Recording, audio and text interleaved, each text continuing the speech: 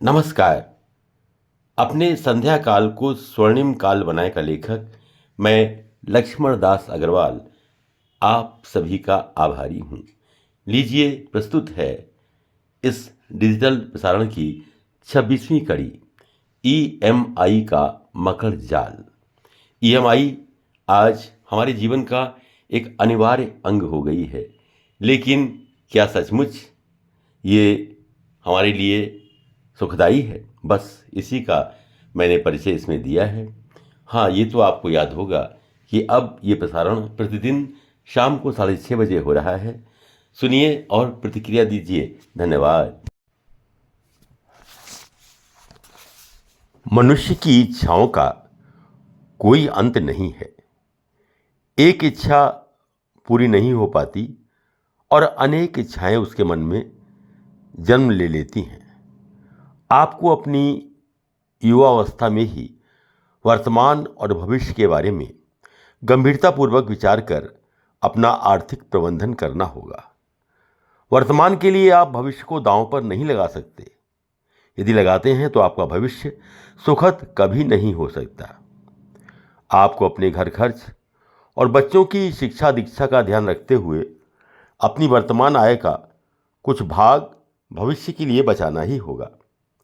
हमेशा याद रखिए, आप नौकरी पर हैं तो यह नौकरी कभी भी छूट सकती है।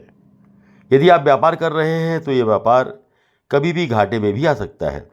इसलिए अपने वर्तमान में ही भविष्य के सपनों को साकार करने के लिए बचत करना प्रारंभ कीजिए।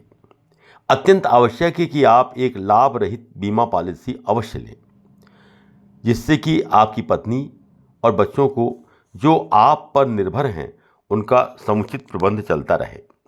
मैंने लाभ रहित पॉलिसी लेने के लिए इसलिए लिखा है कि इसकी किस्तें न्यूनतम होती हैं और ये पूरी ज़िंदगी के लिए होनी चाहिए। इसका लक्ष्य सिर्फ अपने वारिसों का भविष्य सुरक्षित करना होना चाहिए। अपनी आय के अनुसार 25% वार्षिक बचत आपको निरंतर निवेश के लिए अलग रखनी चाहिए और 10% बचत किसी भी आकस्मिक खर्च जैसे बीमारी या एक्सीडेंट आदि पर उसे खर्च कर सकें, इसके लिए ये पहले से ही कोशिश करनी चाहिए। बाकी 65% आय का आप अपने घर खर्च, बच्चों की शिक्षा दीक्षा, पर्यटन आदि के लिए खर्च कर सकते हैं। मैंने बहुत से नौकरी पेशा व्यक्तियों को व्यापार में मंदी अथवा अन्य कारणों से नौकरी छूटने पर दयनीय अवस्था में आते देखा है। मैंने रिदम देसाई, जो विख्यात अंतर्राष्ट्रीय कंपनी मॉर्गन स्टैनले के मैनेजिंग डायरेक्टर हैं, उनका एक वीडियो देखा था जिसमें उन्होंने आज के युग में बढ़ते हुए ईएमआई कल्चर की ओर संकेत किया था। उन्होंने कहा कि मूल रूप से भारत के लोग वर्तमान अवस्था में जो उनकी आय है उसके हिसाब से खर्च करने पर विश्वास रखते हैं, जबकि अमेरिका में जो जीवन पद्धति है उसके अनुसार वहाँ के लोग भविष्य में होने वाली आय को वर्तमान में ही खर्च कर देते हैं, क्योंकि वे ईएमआई के मकड़जाल में फंस जाते हैं और कर्ज में डूब जाते हैं। ये प्रवृत्ति धीरे धीरे अपने देश में भी पैर पसार रही है। व्यापारिक कंपनियों ने भी इस मनोवृत्ति को बढ़ाने में कोई कोर कसर नहीं छोड़ी है। आपको कुछ भी ज़रूरत हो वो आपको किस्तों पर उपलब्ध है, चाहे वो फ्रिज हो, टीवी हो, फर्नीचर हो, फ़ोन हो या फ्लैट।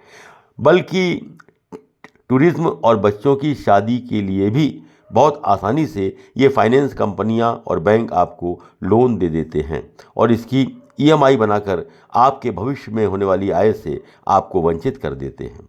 जो चीज़ आज आपने खरीदी है उसका आनंद तो अभी ले लिया, लेकिन उस आनंद के बदले में आपको भविष्य में होने वाली आय में से अपनी मासिक किस्त को चुकाना है, जो आपके भविष्य के लिए गंभीर स्थिति उत्पन्न कर सकती है। सबसे अधिक गलती व्यक्ति अपने घर या मकान खरीदने में करता है। आपकी अपनी चाहत भी होती है कि मेरा अपना मकान हो। आपके परिवार में पत्नी और बच्चे भी अपने खुद के मकान की खुशी पाना चाहते हैं। आपके मित्र और रिश्तेदार भी आपको उलाहना देते रहते हैं कि आपने अभी तक अपना खुद का मकान और फ्लैट नहीं खरीदा। इस सबके दबाव में आप ऐसा निर्णय ले लेते हैं कि आसान किस्तों पर मिलने वाले कर्ज के लुभावने ऑफर के साथ जो बैंक और कंपनियां देती हैं आप उससे स्वीकार कर लेते हैं। आप देखते हैं कि सैकड़ों लोग जब किस्तों पर मकान खरीद रहे हैं तो मैं भी क्यों ना किस्तों पर एक फ्लैट ले लूं। एक फ्लैट की साधारणतया कीमत 50 लाख रुपए होती है और जब आपसे 20, 25 और 30 वर्ष की मासिक किस्तों में आप उसे खरीदते हैं तो आप अपनी संध्या काल को भी कर्ज में डुबो देते हैं, क्योंकि यदि आपने 35 वर्ष की उम्र में अपना मकान किस्तों पर खरीदा तो वो आपको ये किस्तें 60 वर्ष की उम्र तक चुकानी होंगी, जबकि उसी साइज़ का फ्लैट आपको 10 या 15 हज़ार रुपये महीने किराए पर आसानी से मिल जाएगा। इसलिए यदि आप समर्थ हैं तो बिना कर्ज लिए अपना फ्लैट खरीदें या कर्ज की अवधि ज़्यादा से ज़्यादा 10 वर्ष की रखें। 50 लाख रुपए की महीने की ब्याज 40 से 45 हज़ार रुपये होती है, और यदि आप किराए पर मकान लेते हैं तो आप 30 हज़ार रुपये महीना बचाते हैं, जिसका निवेश यदि आप अच्छे म्यूचुअल फंडों में करें तो वो आपको बहुत अच्छा रिटर्न लंबी अवधि में आपके संध्या काल को सुगम बनाने में दे सकते हैं। यहाँ तक कि 2021-22 और 2022-23 में भारत सरकार के सोवरिन गोल्ड बॉन्ड ने भी 13% वार्षिक रिटर्न दिया है। पीपीएफ भी निवेश का एक अच्छा साधन है, लेकिन ब्याज दर कम होने के कारण इसका आकर्षण कम हो गया है। 40% तक ब्याज लेती हैं कुछ कंपनियां। इस बात का शायद आपको अंदाज़ा भी नहीं होगा कि कुछ कंपनियां तो देर होने पर 40% तक क्रेडिट कार्ड पर ब्याज वसूल लेती हैं। इसी प्रकार आपकी ईएमआई का जो चक्रव्यूह है वो कभी समाप्त नहीं होता। आप एक कर्ज को चुकाने के लिए दूसरा कर्ज लेते हैं और दूसरे को चुकाने के लिए तीसरा। बस किसी तरह इस महीने की किस्त चुक जाए, यही आपका लक्ष्य होता है। अब ऐसे में आज के नौजवान जो धीरे धीरे इस चक्रव्यूह में फंस जाते हैं, वो अपनी भौतिक ज़रूरतों को पूरा करने के लिए जल्दी से जल्दी इनको खरीद लेना चाहते हैं और अपनी सारी आय का एक बहुत बड़ा हिस्सा ईएमआई चुकाने में खर्च कर देते हैं। इस ओर भी जागरूकता लाने की आवश्यकता है। हमें अपनी नई पीढ़ी को ये समझाना होगा कि भौतिक आवश्यकताओं की कोई सीमा नहीं है। एक की पूर्ति होने के बाद दूसरी सामने आ जाती है। इस कारण अपनी वास्तविक आवश्यकता का आकलन और अपने वर्तमान साधनों के द्वारा उनकी पूर्ति की आदत ही सर्वोत्तम जीवन शैली का रहस्य है। के लिए एक स्पेशल ऑफर। इस किताब की मार्केट प्राइस 500 रुपये है, जिस पे आपको मिल रहा है 40% डिस्काउंट, यानी कि मात्र 300 रुपये में with free delivery at your door step. Book लेने के लिए इस QR कोड पर या स्क्रीन पे दिखाई गई UPI ID पर 300 रुपये का पेमेंट करें और उसका स्क्रीनशॉट अपने एड्रेस के साथ हमें WhatsApp नंबर पर भेज दें, and you will receive your book with in 4 to 5 working days. Thank you for your support.